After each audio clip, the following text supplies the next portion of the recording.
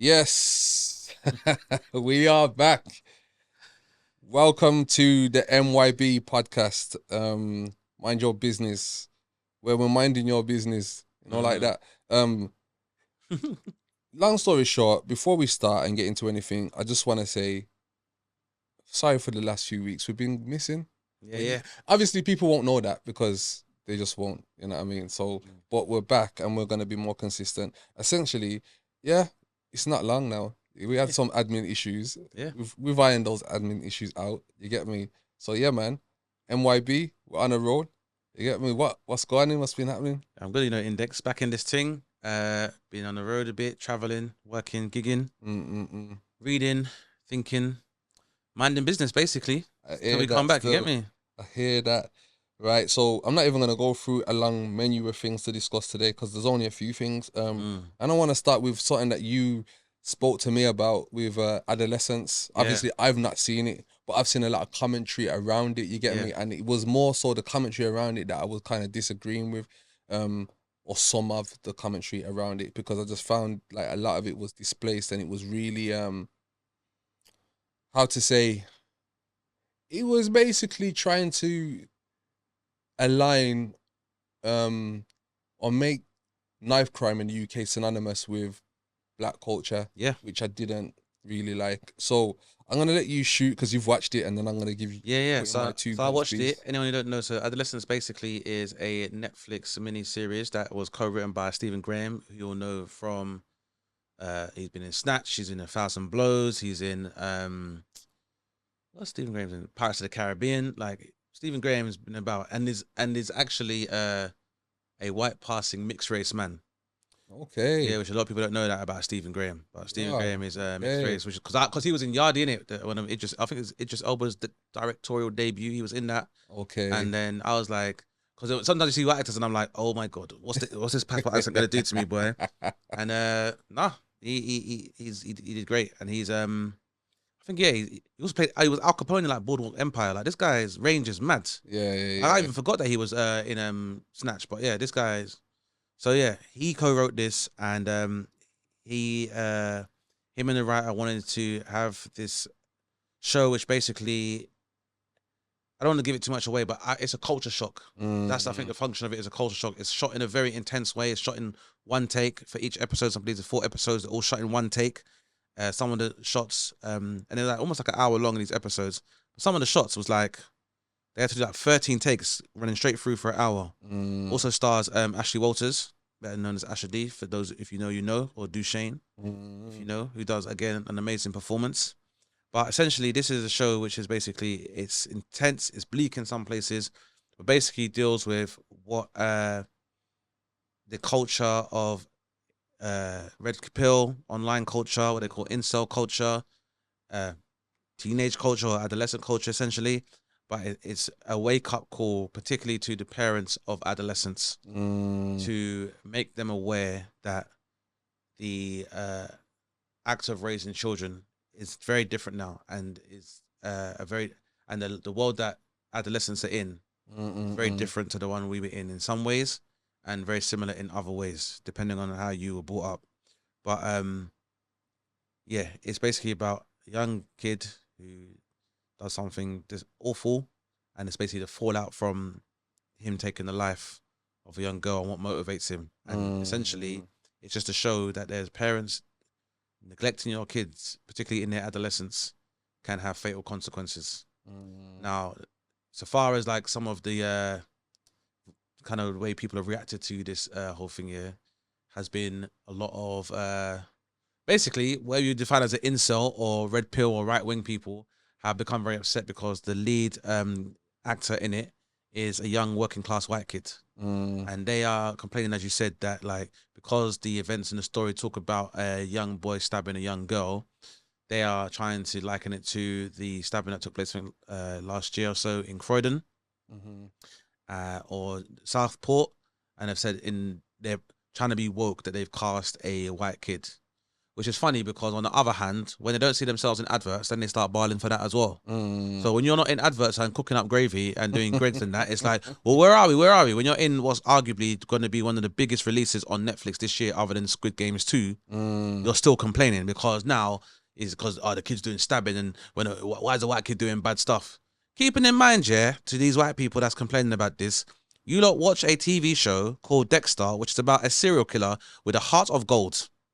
You lot make films, you like programs like Pretty Little Liars, you like Traitors, like when you lot want to make your programs about Passa, but you'll glorify it yourselves. You see, when they're making drug things, it's black people and drugs, but when they do it, it's Breaking Bad, and everyone has to understand why Walter White did what he did. Yeah.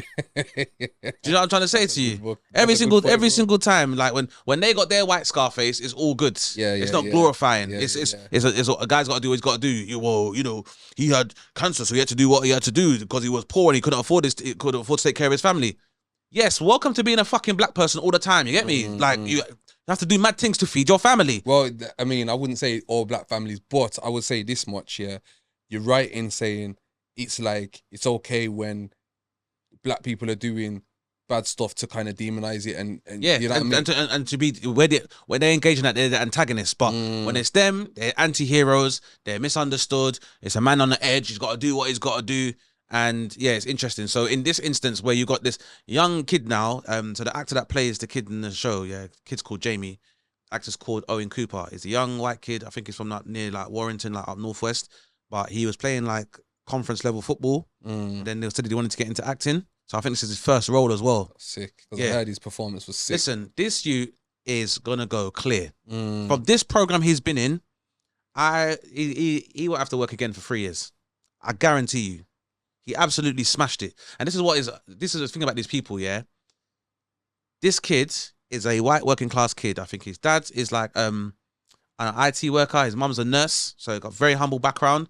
And now, off the back of his own hard work, he has now put himself in a position to do nothing but win. W is there. But all these idiots online talking about it's an L.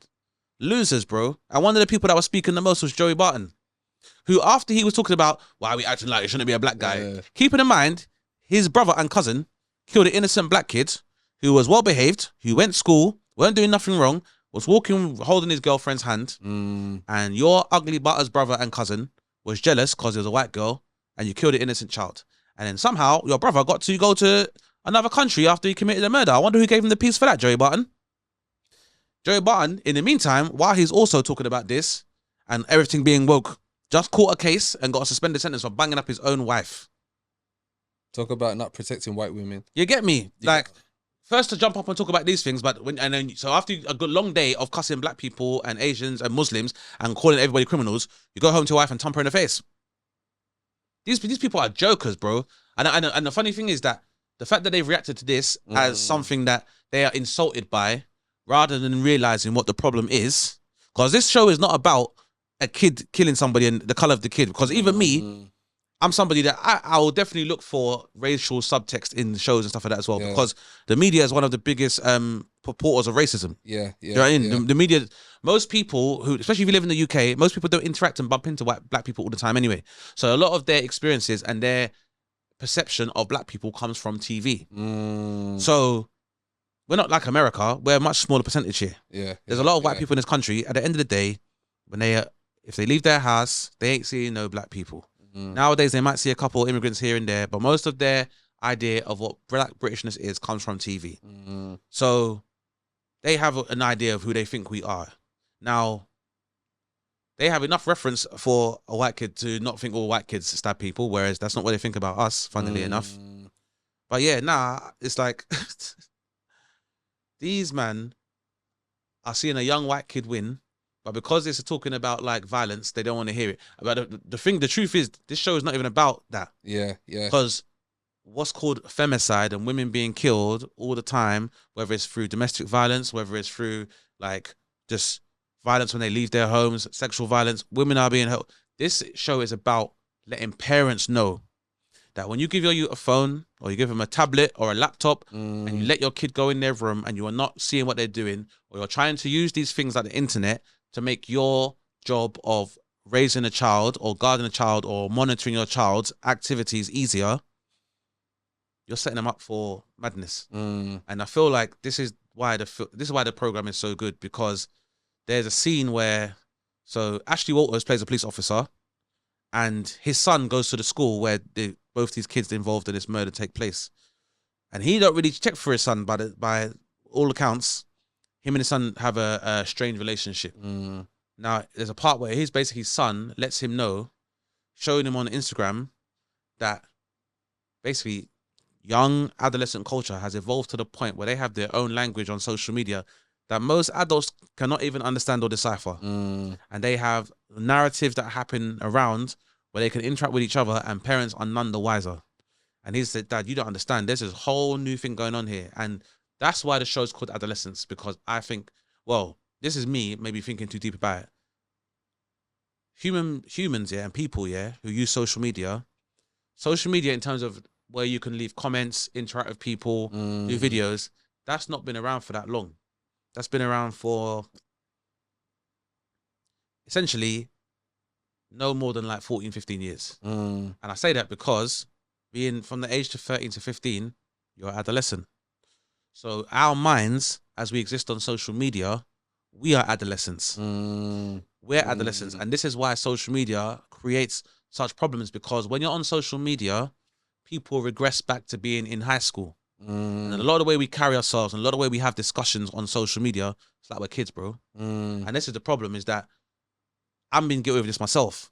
You might be having a back and forth with somebody, and it could be over something like football. You don't know who you're chatting to on the other side. Yeah. You could be chatting to a teenager, blood. Why am I talking to a 14-year-old about how good Thierry Henry is? You're a 13-year-old. But this is the thing. People engage in these conversations, not realizing. Not qualified. You should, like, and in real life, a 14-year-old's platitudes about someone like Thierry Henry, you wouldn't let it wind you up. But these are the conversations we have. You're talking to people who have opinions about things that they couldn't possibly have an experience doing. Not only that, but this show talks about the fact that there are people talking to kids, talking with kids, being in groups with kids, talking to them and encouraging them to do things without these kids having the wisdom of experience and being able to have the experience to balance their emotions. And see, this is the interesting thing. And it's funny that instead of addressing the problem, the first thing a lot of these right-wing or racist people did was try to be like, well, we don't have to, why is it a white kid and blah, blah, blah, and blah, blah, blah. Talking as if the Jamie Bolger case didn't happen. Right. And Dunblane didn't happen. Right. And there weren't this kid that Reece James who got shot in Merseyside, who was by two white kids, and their mum hit the strap for the kids. That didn't happen. But most of all, Stephen Lawrence was killed as a teenager. So this idea that knives are not a white problem, when Glasgow had a massive knife stabbing problem, the place per capita for the highest amount of stabbings in the UK is Cleveland, which is in the northeast. That's deep up them Newcastle, Durham sides. There's some black people, but not many, because when I was growing up, the only two brothers I knew from Newcastle were, what's his name? Shola MYB and his brother. They both played for Newcastle. And at one point, Nile Ranger was there. Other than that, and Kieran Dyer. Other than that, I don't see no black people in Newcastle at the time. So, and like, Nicole? Well, yeah. But even then, as I'm saying, as I said to you before, unless they're in the sports team, you ain't gonna know about these people at these places. And Cleveland, what I'm trying to say is, this place, Cleveland, there ain't no black people up there to be doing no stabbings and forming no gangs. So I don't know who's doing all these killings and stabbings, but it can't be black people in Glasgow either, because there's not a lot of black people there. And if they are there, they're economic migrants. We ain't got time to be doing no stabbing. But what I'm saying is that, like, this show is good because at the end of the show, basically the parents are saying, we thought he would be safe in his room. Because obviously a lot of parents are very worried about what happens when their kids leave the home and what they're exposed to, you know, and that is something that people are dealing with across the country. Like, you don't know if your kids are safe, but really and truly, the call's coming from inside the house.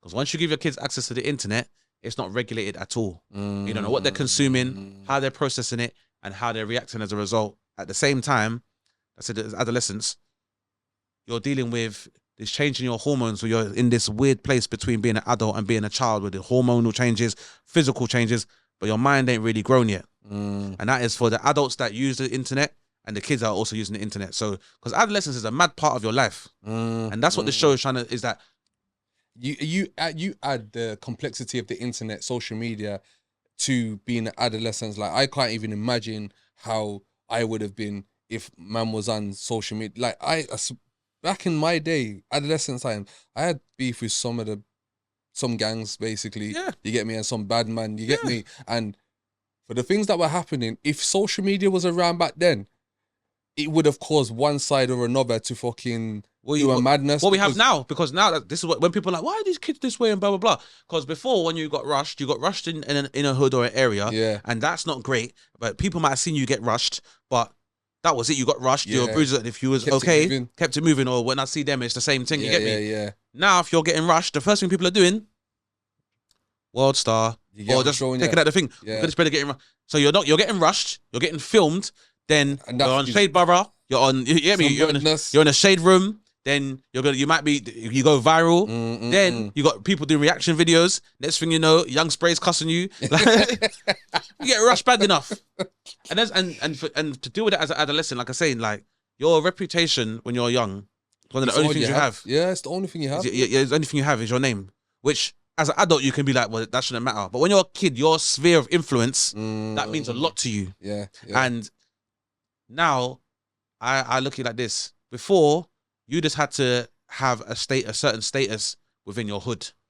And I really want to retort. Well, not even so much retort. I just want to highlight the unimportance of your. Yeah. You get me? Like, as much, and this is gonna sound all preachy because man is a big man, has been through that. You get me? Yeah. But for the youths them that may be watching this, you have to understand how unimportant those things are. Yeah. And I'll even say to you, like, I remember certain man in the ends we used to bully or whatever, and some of them man there, like, we used to just see them as geeks. But you see those geeks turn out to be some of the most productive people in our society, in our culture. Yeah. I'm showing you some of them man there are tech wizards. One geezer that I used to punch up and whatever. Like, one man we used to bully. Well, I say bully, but you know what I mean. We used to deal with certain man away. You get what I'm showing? Like, there's certain man that have gone on to do things, and you look back and I think to myself, you know what? Back then I was a bit of an idiot. You get me? Because I didn't understand. But I say that to say we need to understand that sometimes being a geek is fine. Yeah. You get what I'm showing you? If you're different and you seeming to be different, the man them that are going in the wrong space, going down the wrong trajectory, doing all kind of mockery, like whatever, and you can see it, pick sense from nonsense and know what you're doing. You get me? Like the youths on the road, because trust me, I said it before, you can't be a career criminal. You get me? And the thing is, when man are getting into all of this thinking, yeah, this is the way to go, it's short-lived. And then when you get to your 30s, and trust me, the time comes quick. Yeah. Before you know it, your options are limited. Yeah. You get me? And you know what I mean? But for nothing else, like, obviously, not just because obviously I everything you're saying, I completely echo it, yeah. And I think the other thing that people need to understand is, for the young people that might be seeing this, it's not even just how the P's change, how the ops change. Just physically having to still get up and do the same thing. Your body will get tired, having to look over your shoulder, having to have your ting on you, but also make sure you don't get caught with the ting on you. To have the line, and then you want to do a shot, but you don't know if you can trust, and if this brother's been like, just the effect of the paranoia on you. Or if you've had to do certain things, and then when you're trying to sleep and that, the trauma's there as well. That's coming back to you.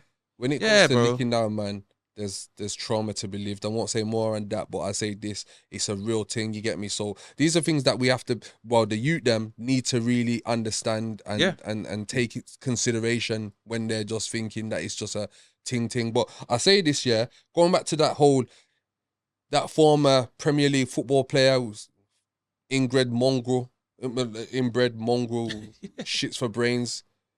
This geezer, that's where I first saw it. Like, I've seen it advertising, Adolescence. I've seen the program advertised. And like many things, I was just like, you'll have to get to me in some different ways. Because I weren't just going to take the first bait, like, and go and watch it. Anyway. But see, that's another thing as well, is that rage farming is a thing, bro.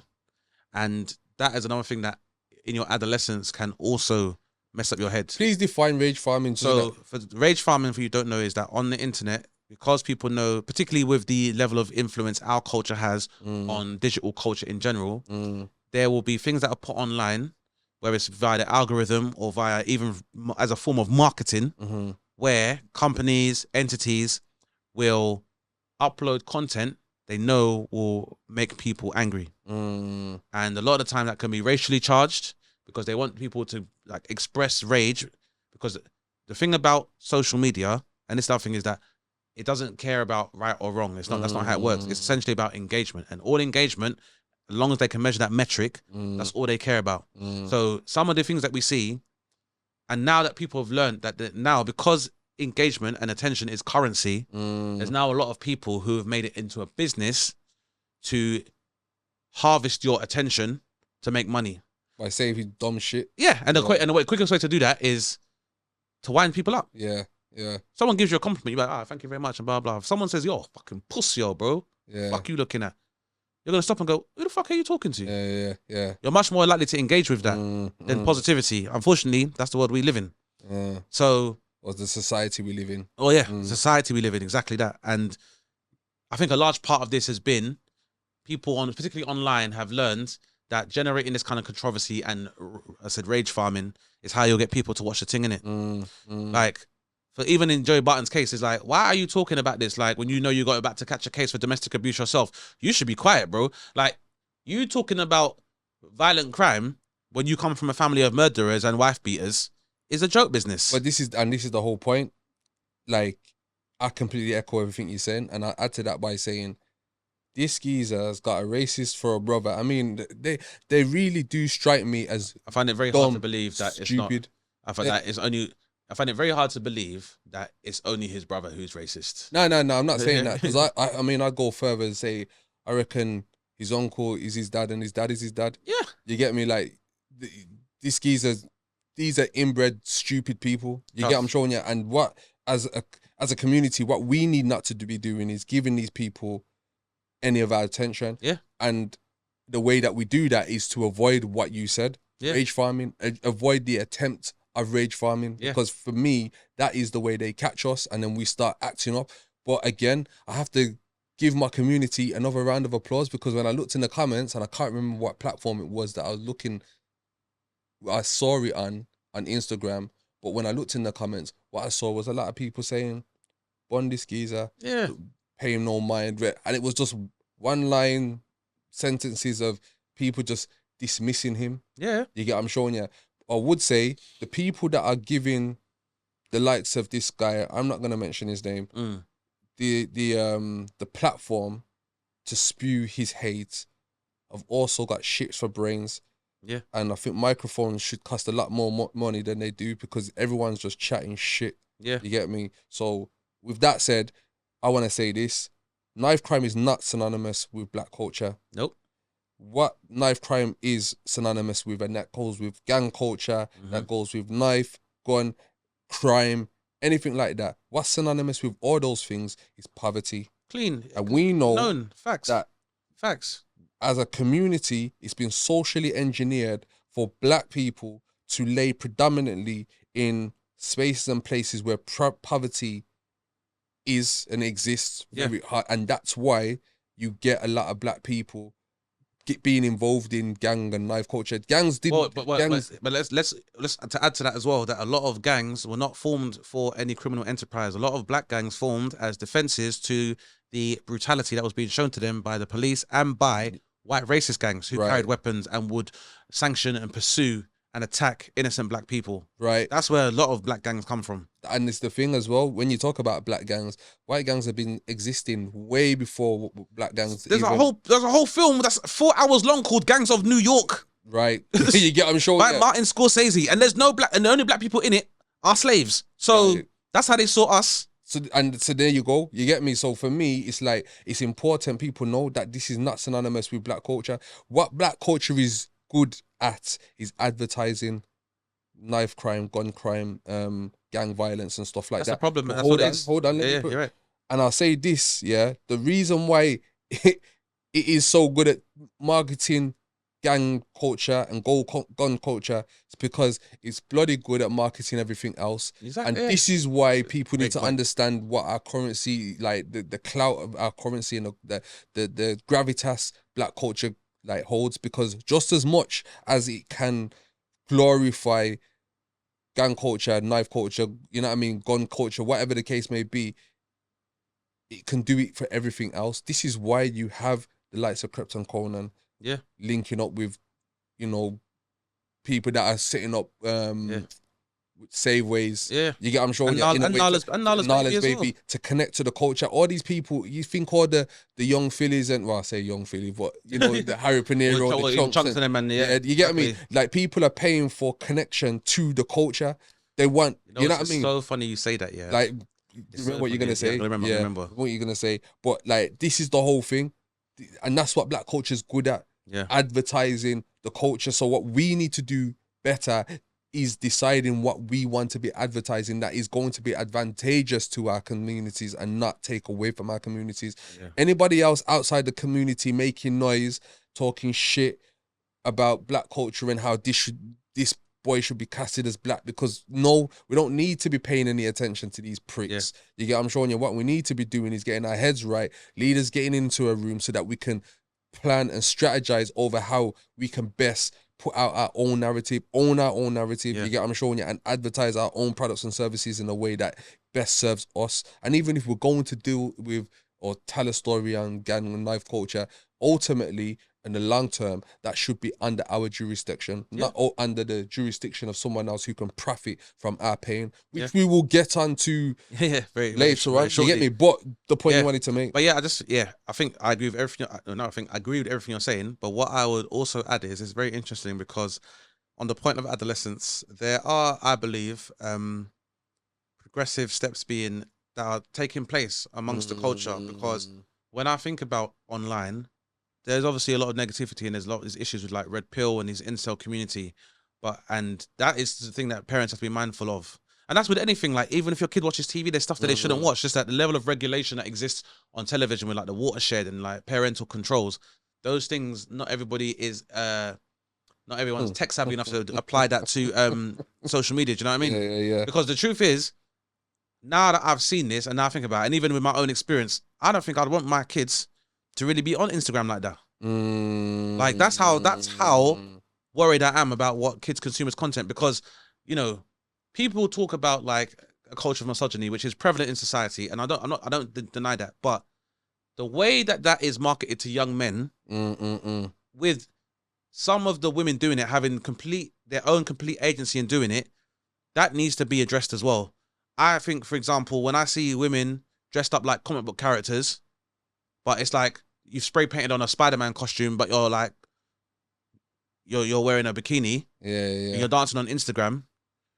I know who you're trying to target with that. You might be trying to target like nerds or what's called beta males and geeks and stuff, but when you're dressed up like Disney characters, you're trying to draw in children. And for me, that's grooming. That is an example of grooming. And the way an adolescent child can go onto social media and through the explore page or through these pages, the speed in which they can get access to content that should be for adults is a madness. You know, it's funny you say that, right? And I would never have considered that perspective in terms of it being grooming, where, and you know, I've seen it where women are spray painting themselves into whatever character, cartoon characters or like superheroes. Because obviously people say it's cosplay, but I'm saying cosplay when your breasts is push out, or like you got a short skirt, but you're dressed up like a Scooby-Doo character.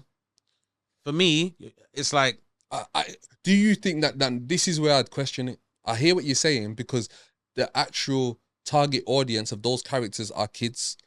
That's what I'm saying. But do you think these people are purposefully trying to attract children by doing what you're saying? Like, I think so. I think a lot of the time as well. Because, you think so? Yeah, because there's also a link where a lot of because the other thing I was going to get onto here is that now you have like adolescent kids now, a lot of the time, they don't even consume media through television. So they don't. So things like movie stars and film stars and TV stars that used to be points of that people idolize or consider celebrities when we were young. That's not how they look at streamers. Like streamers, in real life streamers, gamers, these are the industry titans. These are celebrities for these kids. And a lot of the time, a lot of these streamers, they will have a lot of these like podcasts and online podcasts. They know it's young people.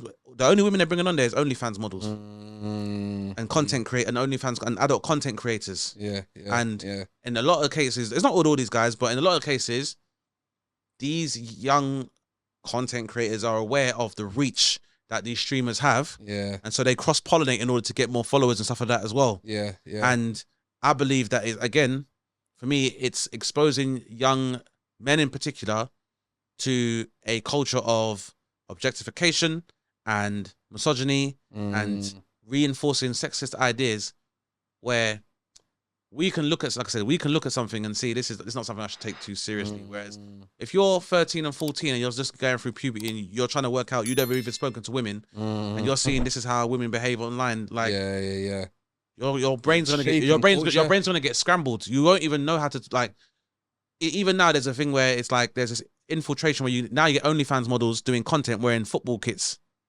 Yeah, so they're like mascots for football teams. So you're creating an association. So you're creating a natural association, and this is leading. And it's not just like sex that's happening to these young kids. Like, obviously, computer gaming is one thing, but it's gaming like gambling and betting that kids are sleepwalking into as well. And then they're going into these. You might find themselves in financial debt, and then they are having to deal with this again, where these might be mistakes that are happening in a much larger space, and they're having to deal with a plastic world online where they think they are. If you're an adolescent kid and you were to believe what happens online, you think everyone's got making 100 bags a year, everyone goes to Hakkasan, everyone's got the whip paid for, everyone drives a Urus. That's what you would think. So you are seeing this. It's a false narrative. This false narrative. You're seeing this reality what you're doing is basically what you're saying and what happening is the cross pollination with so many different areas and spaces. And when you consider the spaces in particular, you're talking about like OnlyFans models doing content with gamers. You get me? That have followed like massive followers. But this is my question to you, and I hear that because the cross pollination will create a space of a madness. But then, are these people trying to intentionally groom youth, or are they just thinking short term and thinking, I can either get to the audience and the audience translate into getting the bag? Because for me, I would say it's the latter, and I would say that a lot of these people, they are almost not concerned with the effect of their work. And this is what the internet and social media has given the people, and content creation has given people the ability to do, is to just say something and the reach of it could potentially like go anywhere and far and wide. You get what I mean? So it's like, for me now, I just think, I don't think these people are doing it intentionally. People that just want the bag. So they know to get the bag, you need the audience. And then they just do any manner of wild shit to get the audience. You get me? And that means cross-pollinate this. We've been doing cross-pollination since marketing began. You get me? Just within that, there's regulation. And that's what I'm saying. Within regulation, it's like there is an element whereby you can make, like Durex, for example, advertising, if it's responsible, but it comes on at a certain time if it's on TV. And that regulation doesn't necessarily exist within the digital space. So also, the other thing I'd say is that grooming doesn't always have to be sexual. Grooming can also be financial. And if you get young kids into a pattern of paying for sexual content or for sexual gratification, then the guy that's online watching the OnlyFans model today is the passport bro going as a sex tourist to another country tomorrow, going to the brothels. You know what I mean? And then now you're in a habit where, because you don't know how to have realistic interactions with women, and you get used to this pattern of just paying for content or paying for sex, you're an addict before you even know it. See, here's the thing, and this goes back to one of the things that we spoke about in the earlier podcast, right? About families and your ministry being your first, your home being your first ministry. Because essentially, if we don't have wholesome families, wholesome family setups, what you do is have families or mothers, fathers, parents, single parents, whatever, using the internet as a space to take away from their responsibilities, so they don't have to do things. You get me? But long term, it creates the sort of people that you're talking about. Those porn addicts that then go off to be like, I can't remember what you call it, passport. But that's what I'm saying, because this happens online as well. It's called passport bros, and this is like, and this is what I'm saying. All these people are pulling at these people are all vying for the attention and the consciousness of the unmolded, still moldable young mind. But That's what I'm saying. This is So what I'm it's saying. the other But thing as well. I don't think it's intentional from like a sinister point of view, aiming at the kids that are consuming the content. That's where I would say I don't think it's intentional. I think it's all selfish intent. Yeah. The content creators, whether they be OnlyFans models or gamers, they're just thinking about the reach as far as wide as they can get it so that they can get that bag to do what they want to do. They're not thinking responsibly to say, you know what, maybe I shouldn't do this because X. No, but that's what I'm saying. I disagree. I think they definitely are aware. They want to get the bag, but this is what I'm saying to you. Marketers have realized that is a demographic that's very easy to manipulate for the bag. Because when you get to our age, like you said, you might think, I don't have to buy a new coat every year. I don't have to rock a Canada Goose because I can wear a coat that looks just as good, and I've got enough experience now.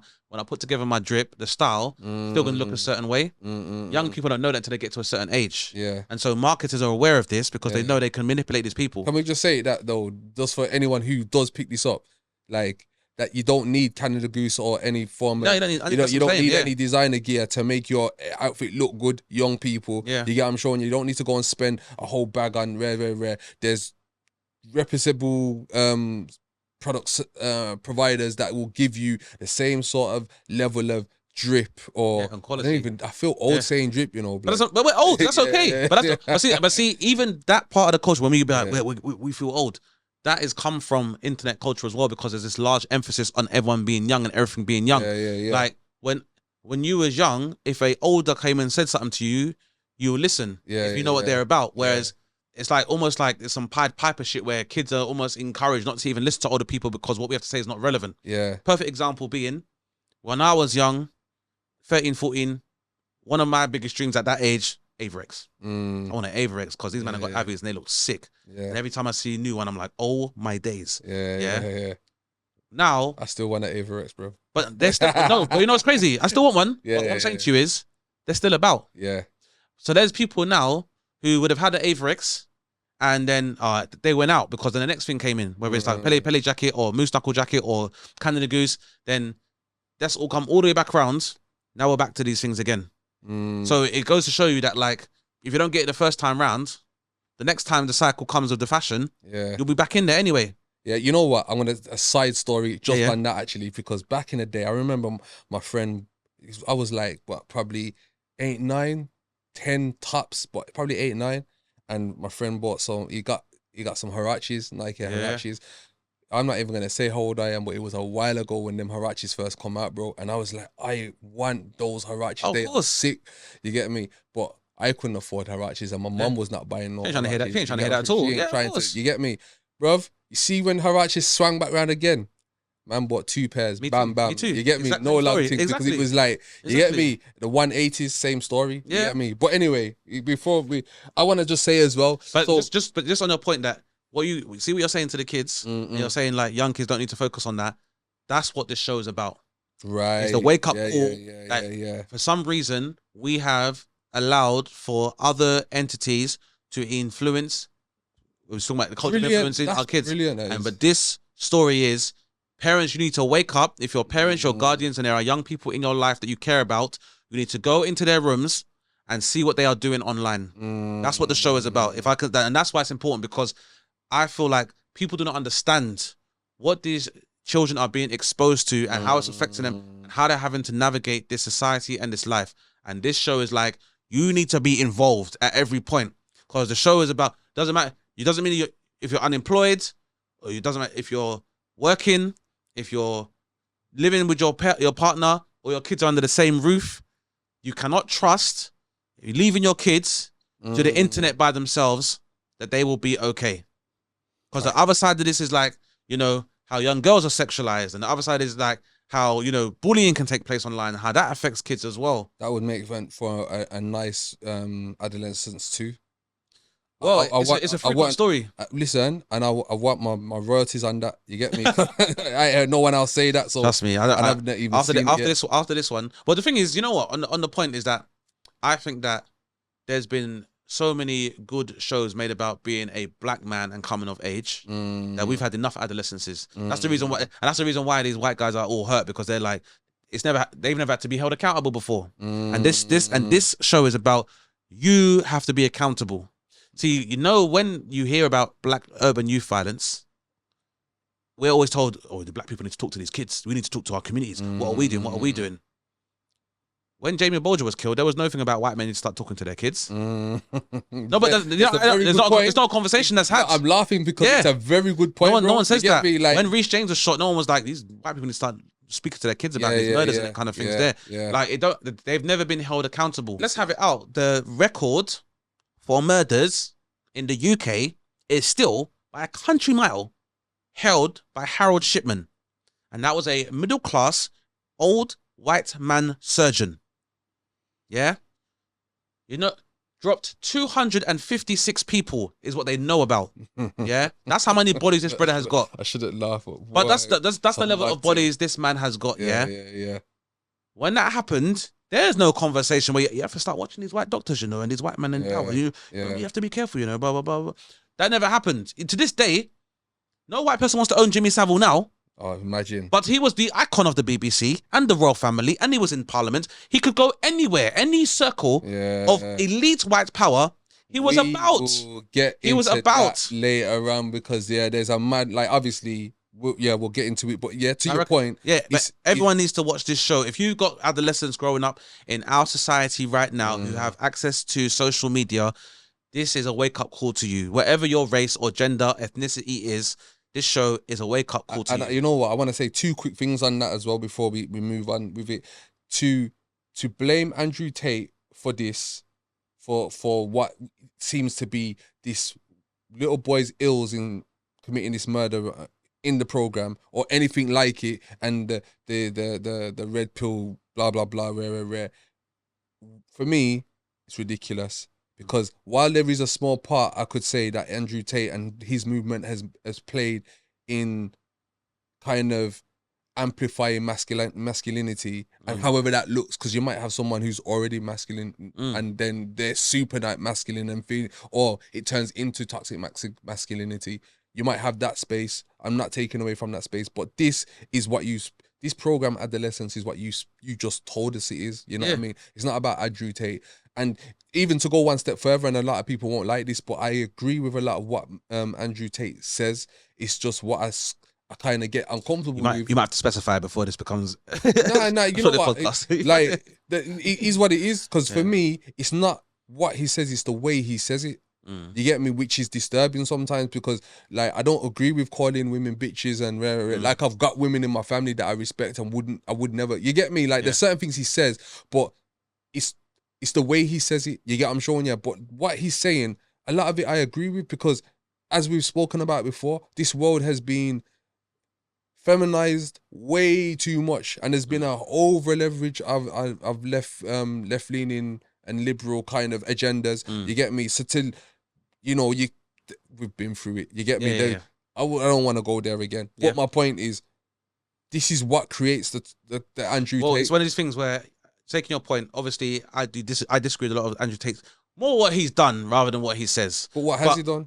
Well, he is currently allegedly involved in sex trafficking crimes and several instances of abuse towards women. Bro, did you know, and this is a side note, but quick side note, did you know that if I, living in London, was to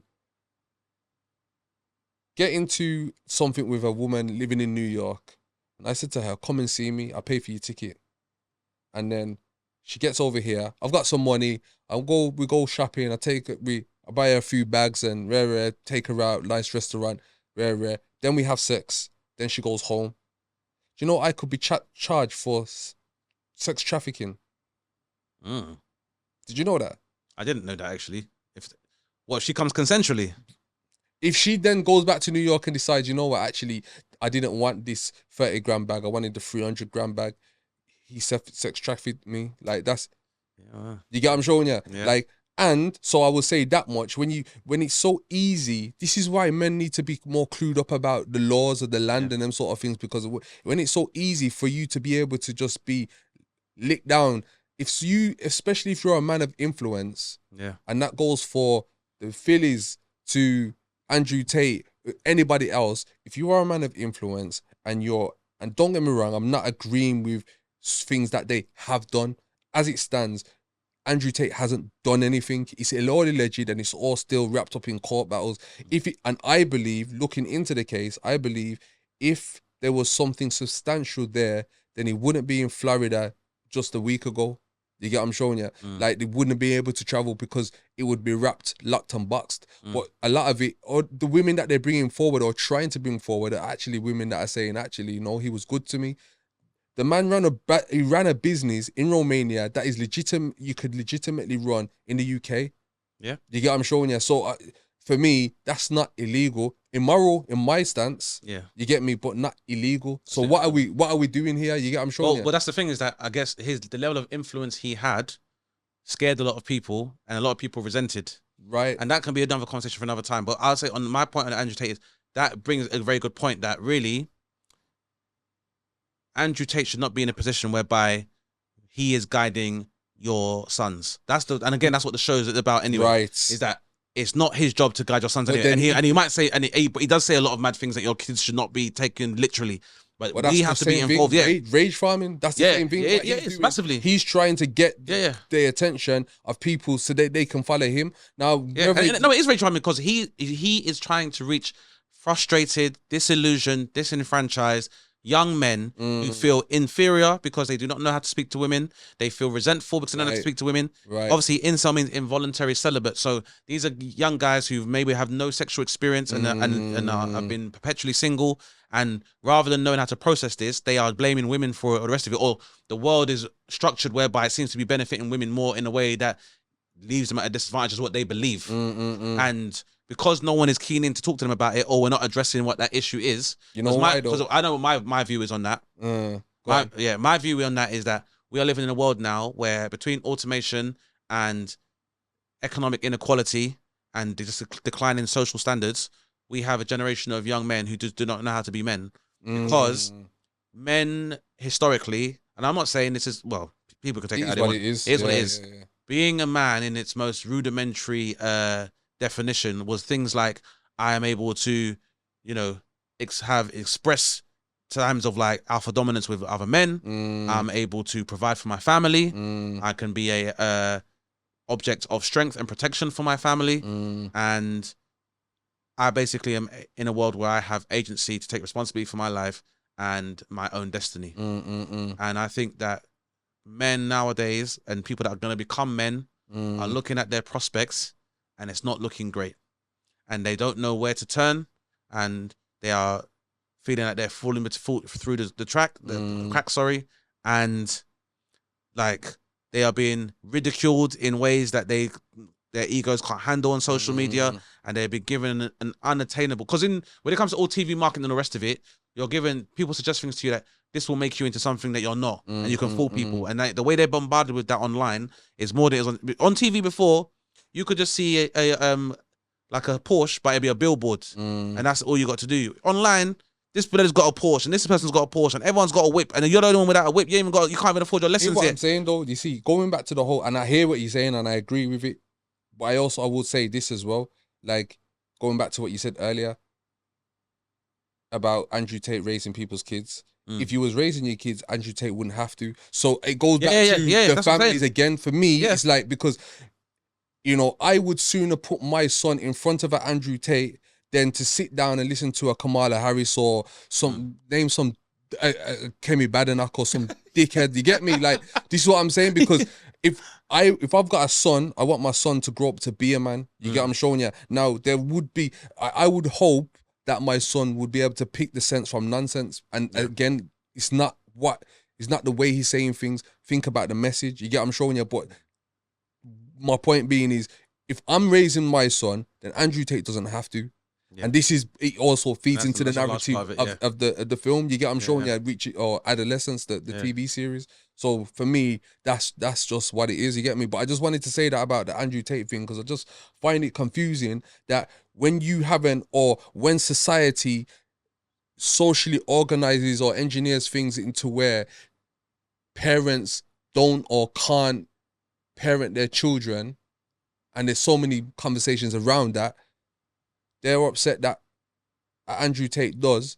But then in the space where we're over leveraging massively in left leaning agendas. You get what I'm showing you, and Well, they're not even left leaning because they're just pretending to be left leaning in order to secure the bag as well. Well, I mean, But I hear you're saying whether it's they're doing it intentionally or not. This is they're trying to put. I feel like what you're trying to say to me is that there's an effort to put masculinity in a weak state. Yeah, because that means you're more vulnerable and they can sell to you easier. Well, because the thing is, historically with marketing, as you know, men only really pay attention to sport and maybe music to an extent. But really, in terms of when it came to like even TV and stuff like that as well, if it's not, they say the holy grail used to be men between the ages of like 18 to 50. But most men didn't pay attention to stuff on TV. Like men don't really pay attention to soap operas and all the stuff like that unless it's like things that's related to sport or certain elements of music. And now gaming has left this thing open, and now there's so many ways that people can market to young men. But it's what it comes down to is, like you said, I wouldn't rely on Andrew Tate to raise my son in this. But in the same way that when some kids, like you hear about a kid committing a murder or doing something mad, and the parents like, well, I blame Xbox. Well, Grand Theft Auto is too violent. No, you have not given your child the, I suppose, upbringing and examples of emotional intelligence and balancing their emotions and acting without consequence that is required for them to be a functional part of society and understand the difference between Grand Theft Auto and real life. Simple as that. Yeah, I'm showing you that's the intended thing, the result that you're trying to get. I'm showing you, not like let the PlayStation bloody parent your children. But listen, I just want to say a quick thing as well. Actually, talking on footballers, Mr. John Terry, seen him on a video the other day, and I was actually disappointed. Made you think, posted it, and the caption was "My captain," and I was just like, how quickly we forget. John Terry doing... Is that because of the Ballers League thing? Nah, I don't know what it was. I don't know what there was a clip going around online, John Terry dancing to some Afro beats, and I just, for goodness sake, and dancing to some Afro beats. That's what it takes, yeah. With another black man. Jesus Christ. Exactly. That's all it takes. So I just want to say this, for the Chelsea fans, like made you think, yes, it's your captain. I'm disappointed, but that's a story for another day. You get me? Like, that's a whole different thing. Because I don't understand what man is doing, trying to promote this racist to us as is to say he didn't. You get me? But anyway, I just want to say, Mr. John Terry, I understand that you may want to try and implement a degree of race relations and connect with the other side, but brother, we ain't having it unless we hear a formal apology. That's what I'm saying, and I'm putting that out there with chest. You get me? Don't try and I feel like Anton and Rio were not happy with the outcome of that, and until they feel like, you get me? Well, like, yes, there is that. I'm not even going to take away from Anton's pain and therefore Rio Ferdinand's pain, but I would say this much: as a culture, we're not all like made you think. We don't all think you're the baddest boy captain. Like, you get me? Like, in fact, a lot of us think you're a pussy old. And for that reason, I would say this race relations attempt starts at an apology, because we all make mistakes, and some of us might be willing to forgive more than others, but you can't start with a fucking video trying to go viral, dancing to Afro beats. Man are not having it. And not just that. Why are you trying to convince us that we're cool to hang out with? Go and do Afro beats with your white friends. And when they start saying, John, what are you doing? What are you doing all that for? Then say to them, well, because I like this music and I respect the people that make it. Do you know what I mean? We have to do this thing where it's like people come around, hang around black people and do their little safari. So it's like, oh, no, I don't mind being around black people. But when they're hearing racist stuff with their friends, they're quiet. That's of no use to us. I don't need to see John Terry dancing to Afro beats around other black people. When you're with your white friends, dance to Afro beats with them then. Listen, when I seen the video, I had a Peter Tosh moment. And those who know who Peter Tosh is, you'll know what time it is. You get me? I'll say another thing as well. Congratulations to Asher D. And you know what I mean? Or Ashley Walters. To us, it's Asher D. You gotta say it. That's Asher D. Trust. Big up to Asher D. Man. Absolutely. It is so nice to see what he's doing and where he's going. You get me? 100%. I can't give enough ratings to this guy. Like, it's been an inspiration from morning. Like, for me, growing up in the UK, like seeing a creative be able to show that kind of range, because obviously being Asher D and being able to rap and spit first, and then being an accomplished and talented actor as well, is a rarity. To see someone like that who you were like resembled our community, and basically I think basically represented our community very well. Definitely, man. And even the fact that, you know, has dealt with massive setbacks and having his name tarnished. Yeah. To see where he is now, still making tunes as well. He just had a drop the thing with gigs as well. Yeah. And I thought it was decent. As was good. And but I mean, obviously for me, compared to that, in fact, he was a DJ AG the other day. Yeah. Did a set as well. Oh, you talk about AG, and I don't want to go too far in, but AG had on. He was in Kingston, and he had Barry's Hammond on the other day. Yeah, I saw that. Bad man thing. Listen. Yeah. I'm gonna. Yeah, we'll leave that there. Well. But yeah, but going back to Asher D, like this guy has been through so much and has come out. Hopefully, the other side is having a lot more prosperity and continued successes. But this is a man I just believe that, you know, has been through the ringer and has come out just to just be. For me, he's a legend, and got to say it early. Yeah.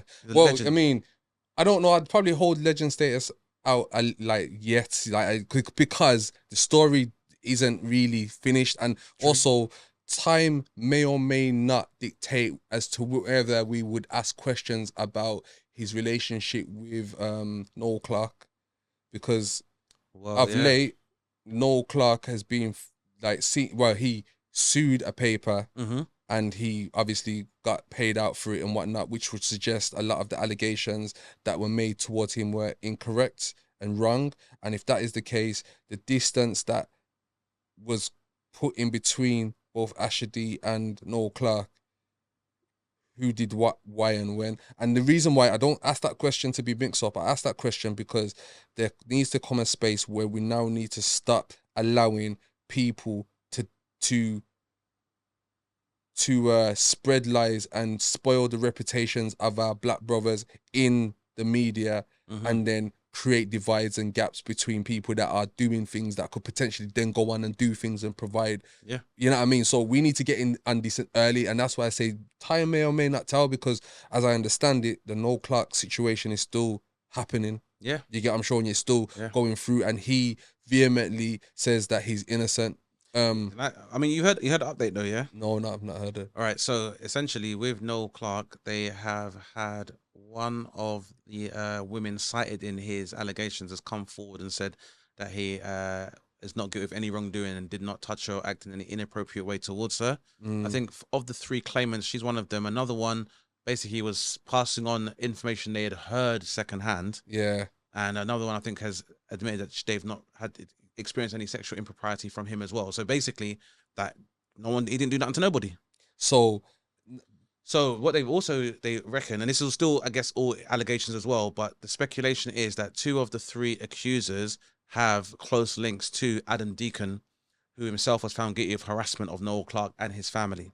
And it was after Adam Deacon was found guilty of harassment that these stories began to surface around the same time that Noel Clark was going to be awarded a distinction award from BAFTA. So, boy, the plot thickens. But what we're seeing is essentially this man has had his reputation, his career railroaded, if not destroyed, based on false allegations. So let me put it to you like this for people who may not know about Noel Clark because they're new to the space or whatever. Me and you are brethrens. We start this podcast together.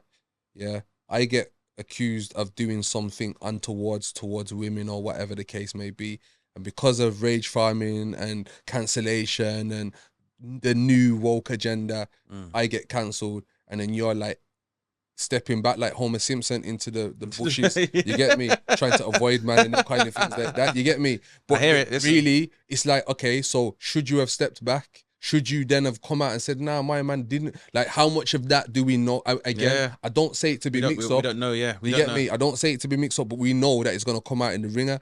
What I say it to say that we need to not give these people opportunities to cancel our champions, especially people that are working for our benefit. You get me? We need to think twice. We need to start thinking, right, where is this agenda coming from? Rather than just saying, yeah, like they said this, that, rare. You get me? And it's, similar to the Philly situation, which it looks a bit ambiguous at the minute, you know what I mean? Because there's a lot of people. I mean, the woman that accused Philly of sexual harassment, she was shut down a few days later by a lot of people in Australia saying, she does this all the time. She does this regular. But then I have to question some of the things I've heard about Philly myself. You get me? So that one plays out. We'll see how that one. Yeah. You get me? How that one looks.